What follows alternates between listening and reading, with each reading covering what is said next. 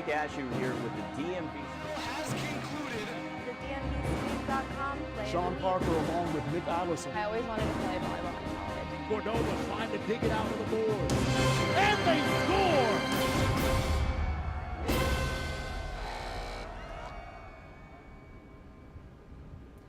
Welcome back into the Prep Zone. Bob Trossett here alongside my buddies Derek Kramer and Brenton Randolph. We're ready to give you and preview Week 4 here on DMVSTREAM.com. We have a lot to get to today, so let's jump right into it and give you what to expect from today's show. So we'll recap first, Friendship Collegiate versus HD Woodson. That one did not disappoint.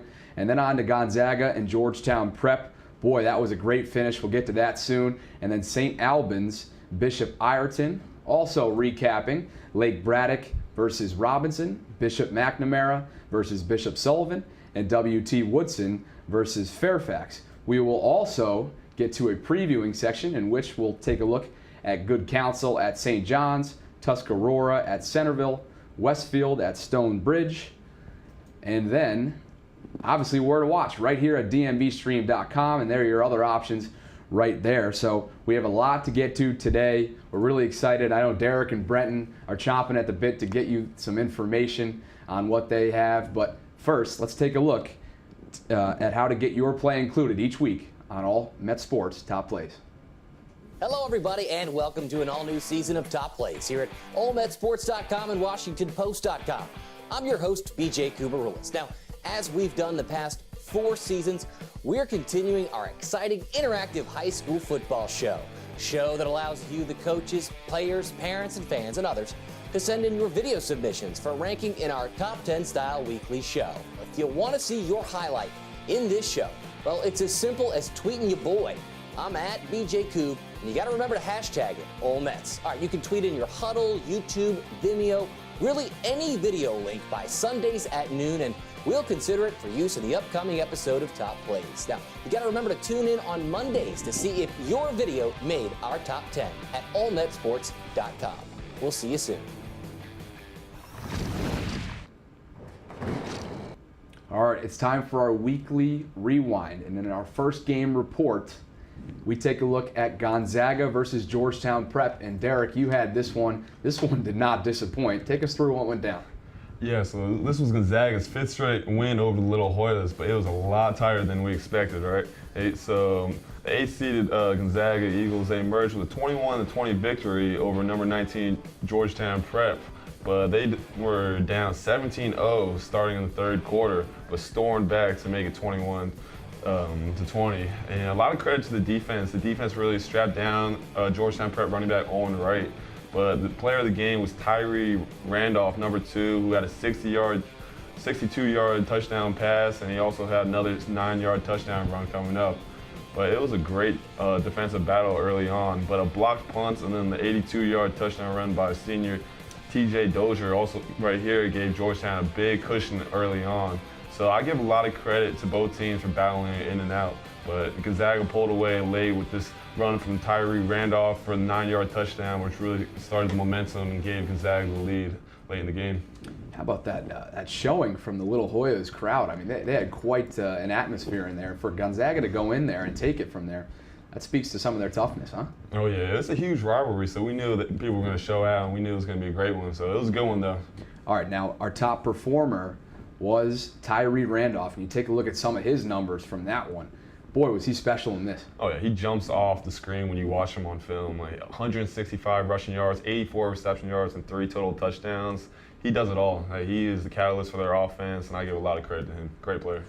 Certainly a very contested game for those two schools, and we look forward to whatever's up and coming for them. Now, let's switch it over to Brenton, your game. You had St. Albans versus Bishop Ireton, another good one. We were just chatting about it a little bit. Yeah. It might have been a little bit closer than it looks, but although it was pretty close. So yeah, it was close. What went down in this one? Closer than last year's one for sure. St. Albans was looking to rebound from a tough 62-29 loss last year against Bishop Ireton, and they got off to a strong start here. As you can see, Malcolm Spencer hitting Dakota Foster for the 20-yard catch and run touchdown. He's obviously very pumped, and then Malcolm Spencer this time will take it himself into the end zone for the 1-yard quarterback sneak. The St. Albans would actually go up 20-0 in this one, but of course, Bishop Ireton would respond after St. Albans forces this turnover. That was a big thing. St. Albans forced a lot of turnovers, but Bishop Ireton would respond here. You've got Will Barth catching a touchdown pass on the slant route, but like I mentioned, turnovers were very costly for the Cardinals, messed up a bunch of their opportunities. Here you see Donovan Roll catching a tipped interception, but then Malcolm Spencer connects here with Charles Snowden, and Snowden's such a big receiver. He's taking some of the Cardinals defenders down with him. It took more than one person to take him down.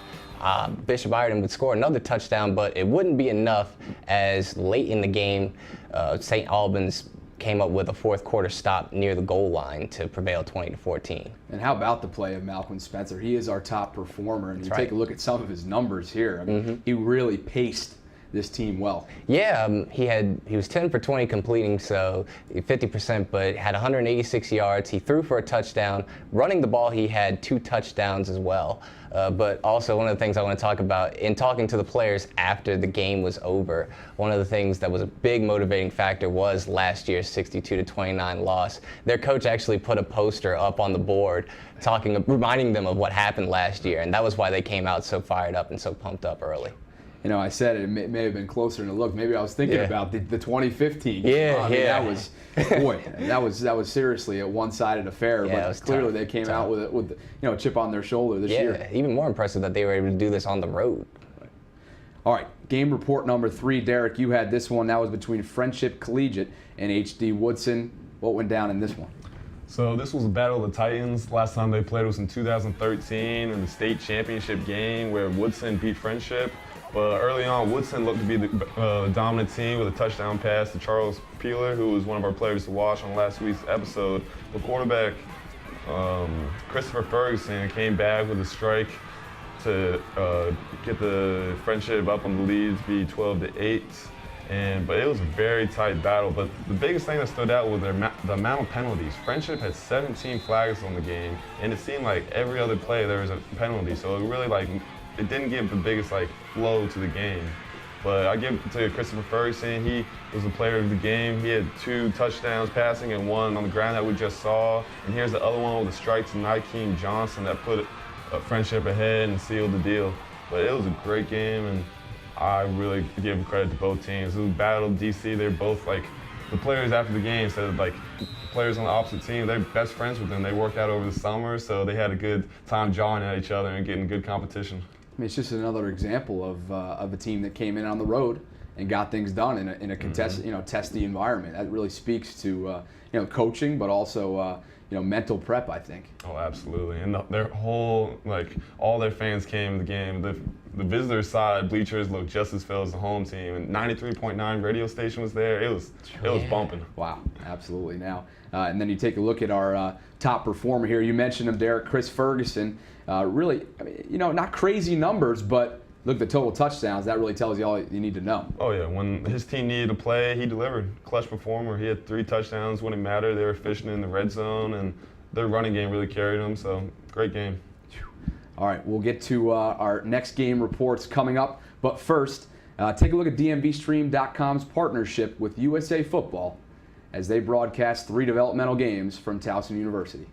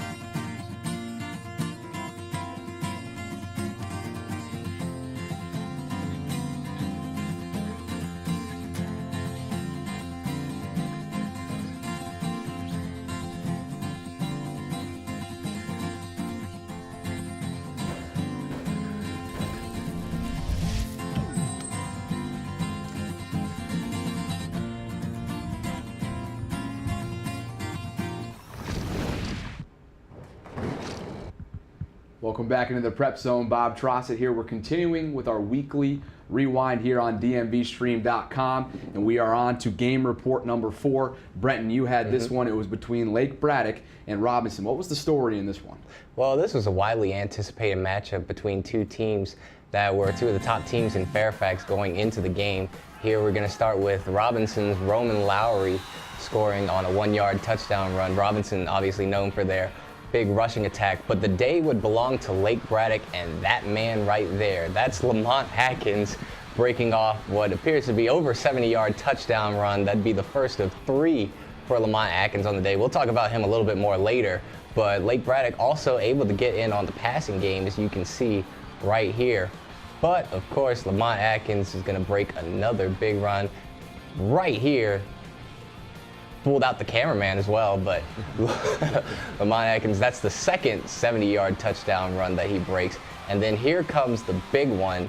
Lamont Atkins is going to break a 96-yard touchdown run. I know, right? That's just a long ways, and nobody touches him on any of these touchdown runs. And then to cap it all off, Ibrahim Mansoray gets in on a touchdown as well, as Lake Braddock would go on to defeat Robinson by a score of 36-7. And I don't think there was really ever a doubt there. We did start off with the Robinson touchdown, but there was really never a doubt in this one. Yeah, that one, that touchdown I think came by the time Lake Braddock was up 16-0. So I predicted earlier in a previous episode that if Lake Braddock could get Robinson to have to pass the ball, that they'd win, and that's what happened. But going on to our player of the game, there wasn't any doubt about this one either. Lamont Atkins had 331 yards on only 13 touches. So that's over 25 yards a touch and 3 touchdowns. So he's had 3 touchdowns in each of his first 3 games. And he's a commit to UVA. So if he does anything like that at UVA, that might turn that program around and make them a big contender again. And I'd have to assume that they were taking a look at this game. So that helps for his sure. chances going in so far. Yeah, absolutely. Let's switch it over to our game report number 5. Derek, you had this one, and when we were chatting about it prior, you said this was one of the best games you've ever seen. Can you please update us and tell us what do you mean by that? You know, without a doubt, greatest game I've probably ever been to high school-wise. Bishop Sullivan traveled all the way from Virginia Beach all the way to Forestville, Maryland. And here goes one of the nation's top running back recruits, Kaylon Laybourne, who committed to Florida State by rolling up to the field in a Lamborghini with a huge Seminoles flag. But here's my player of the game right here, senior running back Xavier Williams with one of his 4 touchdowns of the game, who always came up clutch with a big play when his team needed one most. And next up, we got quarterback Stanton Askew, whose pass gets deflected off his receiver, but luckily, number 7, Jadon Davis, is in the right place at the right time for the touchdown. And here's the game-winning play of the game, a blocked punt, and then number 30, Admir Jordan recovers the loose ball in the end zone to lead the game 42-41, that first lead of the game. And then trying to make something happen, but junior safety Sean Evans gets his 3rd interception of the year to take down a very talented Sullivan team. And I'll tell you, this was a crazy game. Sullivan was up 28-7 starting off. They were up 42-21 with 10 minutes left in the 4th quarter. But a blocked punt, a lucky touchdown catch off a deflection, and it was amazing. The home crowd was going wild. Listen, you aren't kidding. A lot went down, and that block punt was actually our play of the week on DMV Stream, so be sure to check that one out on Twitter. And then also, committing to a school in a Lamborghini is really something else, but then to commit to Florida State, that's something that I think we're gonna have to be talking about this. That's gonna be a memorable one. Oh, without a doubt. Now let's get over to our top performer. You mentioned him, Xavier Williams, and here are his numbers. Not too bad, not too shabby, huh? 12 carries, 80 yards, 3 rushing touchdowns, 83 reception yards, and 1 touchdown pass. He had a hell of a game. He performed lights out, and I give all credit to him. When it seemed like his team was out, he would touch the ball and make a play happen. It was incredible. Just how close did this game feel that these two teams were really gunning at each other? At first, it looked like the game was going to be a blowout. But as soon as the second half started and McNamara started to come back, it got very intense. They were jawing at each other and saying, "This is Virginia Beach, this is Maryland," and it was a great game. Well, certainly on paper it looked like one, and we're a little jealous that we didn't get to check that one out. Yeah, I wish I had been there.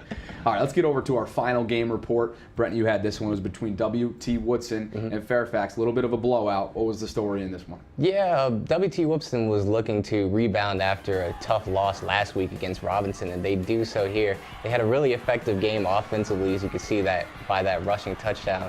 Then JoJo Heisley, their quarterback, will get in on the act as well with his own 25-yard touchdown run as he sprints down the left sidelines and then falls into the end zone. But give Fairfax some credit. They were able to hang in there, especially in the first half, as Woodson, again, threatening in the red zone, but there's a strip and a fumble. That would lead to Fairfax's touchdown. And they were able to move the ball a little bit as well, even in the second half, even though that didn't result in any points. But the first play of the second half is where Woodson really would take over momentum, as Tyler Youngblood, you can see here, sprinting down the sidelines on his way to a 70-yard touchdown catch and run. And then one more play, knockout punch, you might say. You've got Matt Patarazzi catching this touchdown pass from JoJo Heisley, as Woodson would go on to win 42-7. I mean, that was right on the money from JoJo, and I think... Yeah, it's perfect. Yeah, exactly. And that's actually our top performer, so let's take a look at some of his numbers. And obviously, you know, that's pretty self-explanatory. A lot of production from JoJo. Yeah, 2 rushing touchdowns, 2 passing touchdowns. So he was balanced both running and passing, and that was really the catalyst for Woodson's offense and why they were able to be so successful this week. 6 solid game reports, I'd say, gentlemen. Yep. And we still have a lot to get to here with the weekly fast forward coming up. But first, take a look at DMV Stream's partnership with Lax Sports Network as they broadcast the Inside Lacrosse Epic Committed Academy Championship games.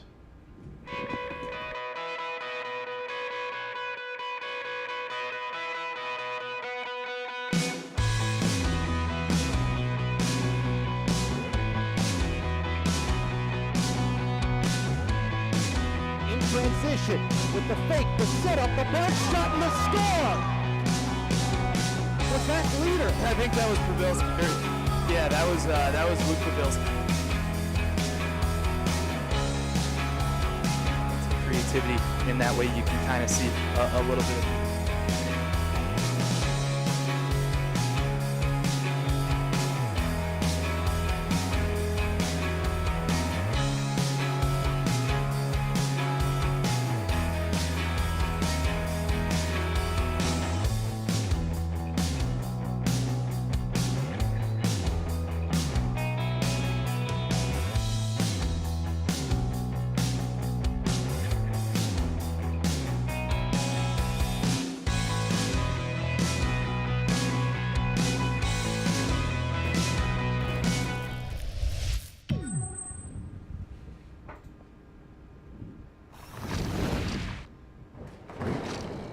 Welcome back into the Prep Zone. Bob Trossett here. It's time for our weekly fast forward. And first, in our first game preview, Brent, you had this one. Yeah. It's good Counsel at St. John's. What should we expect going into this?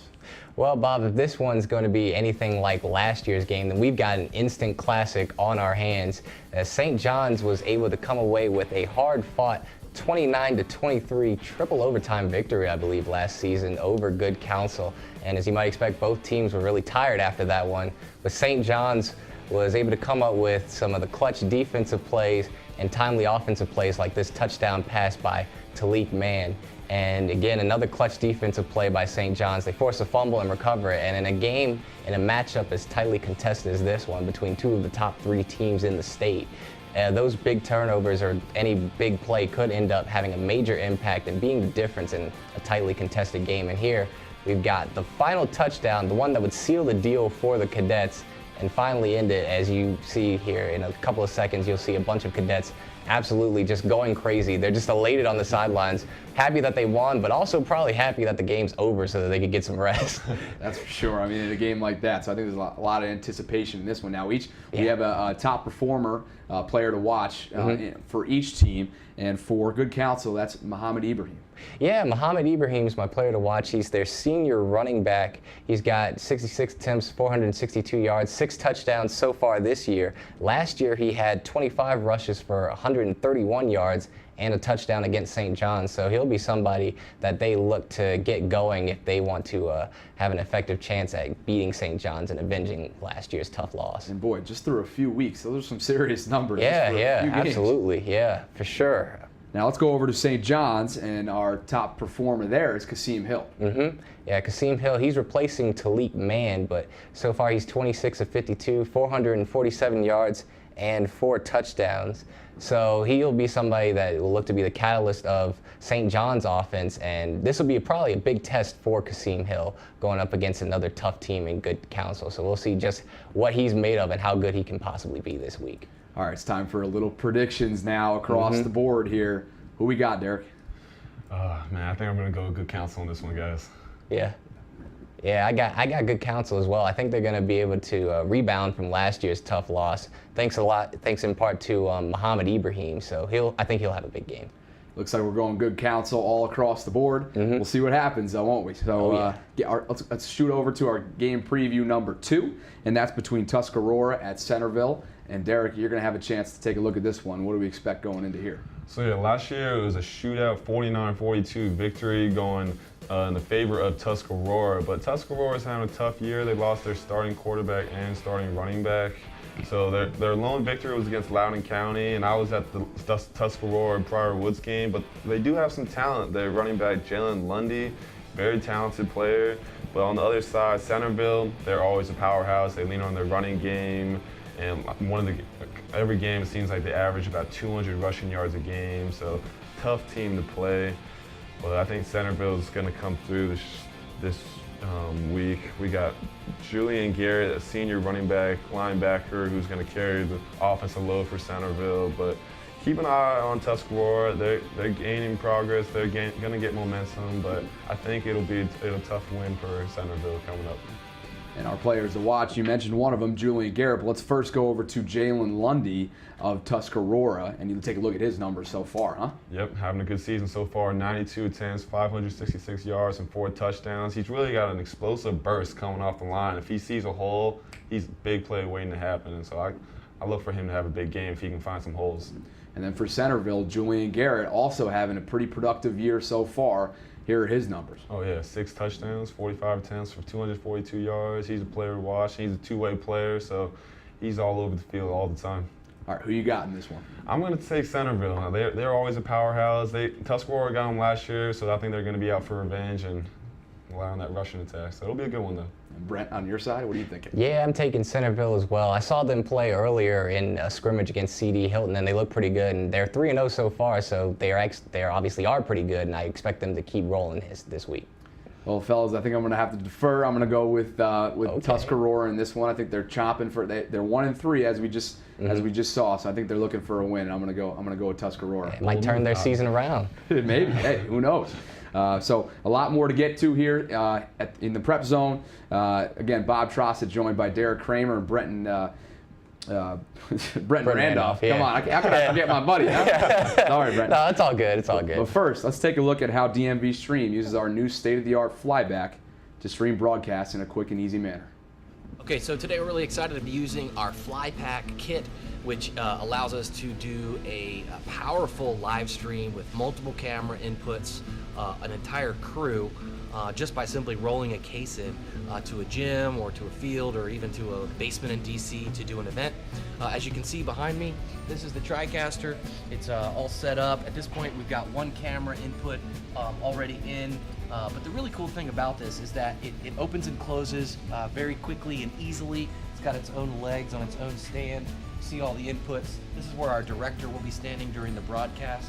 We can run graphics right into the TriCaster from an independent computer. And then we'll also be monitoring the stream on this computer right behind it during the broadcast. If you follow me, come over this way. During the broadcast, we'll have our play-by-play and our color analysts right here at the desk. They'll be wearing these headsets, so they'll be speaking and calling the game right here is the action. It'll route right through our audio board, and then that audio board, of course, is routed back over to the TriCaster. So a really simple setup. It allows you to get in and get out quickly. We can have this set up within 20 minutes. Everything is fed right into here, a couple of converters and different things that really make this operation sing. The beauty of this is that we can get in, get out, do a high-powered production really quickly and simply, which allows us to lower our costs for the client.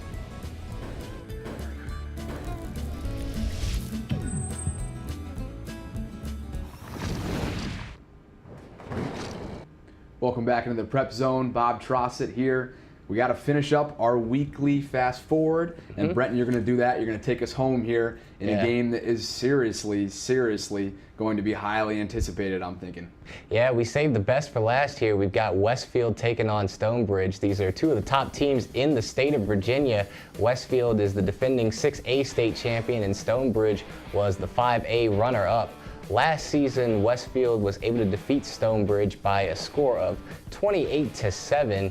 As you can see here, they're able to wear down Stonebridge. You got Joshua Brees breaking a long touchdown run. That'd be the only score that Stonebridge would get in the game, as Westfield would use their defense and their running game to wear down the Bulldogs. Here you can see how stifling Westfield's defense is, as they're just relentless going after the ball and finally able to knock it out of bounds. And again, like I mentioned earlier, their running game would just wear them down. And I would expect this to be a good game. Westfield also has had some close victories earlier this season as they played against South County, which is another tough team in the state of Virginia. And you can see here, tip pass, interception. So again, Westfield's defense really strong in this one, but Stonebridge's defense is also strong as well. So it might be a defensive struggle. All right, let's get to both of our top performers. But first, a player to watch on Stonebridge side. We've mentioned him before, and that's Ramon Johnson. Yeah, Ramon Johnson on Westfield side actually is he's got 7 total touchdowns, 308 passing yards, and 90 rushing yards. If I'm right about it, he had 3 touchdowns against Derek's alma mater, T.C. Williams, last week. Unfortunately, tough one. Sorry about that, man. But yeah, so I would expect him to be somebody who's the catalyst for Westfield's offense, and he's somebody who, when Westfield needs a big play, he usually comes up with a big play. So. You take a look at those numbers now. You know, we've already talked about him too. He's gonna be big for that team. And then obviously on Stonebridge, Joshua Brees. He's our player to watch, and you look at his numbers in 2015. How about that? Yeah, you saw earlier he had the only touchdown that Stonebridge would score against Westfield. He had 11 attempts, 170 yards, so that's close to 10 yards a carry. Pretty good average right there, and he'll be somebody that they need to get going if they want to be able to beat a team as powerful as Westfield is. They haven't lost since early 2015, so it's going to be tough. All right, Brent, who are you taking in this one? Yeah, I'm gonna have to go with Westfield in this one, on the road even. They're just a powerhouse team, and they're probably going to be, I think, a little bit too strong for Stonebridge this time around. So I'm going with Westfield. Derek, how about you? Yeah, if they can beat T.C. Williams, they can beat anybody. We're going across the board, I think, on this one. The Westfield's riding quite the win streak, which we were just talking about earlier. Yeah, it's at 16, I think. 16 games, right? So I think they're gonna prevail in this one, but certainly it should be a great game. Derek, Brenton, thanks for joining us again on another edition of the Prep Zone. It's a pleasure. A lot of good games, some blowouts, but mostly good games. Good week. And we're looking forward to the upcoming weekend, aren't we? Yeah, absolutely. Oh yeah. All right, fellas. Again, Bob Trossett, Derek Kramer, Brenton Randolph. That's him. That's right. We appreciate it. Thanks for tuning in to DMVSTREAM.com. We'll see you next time.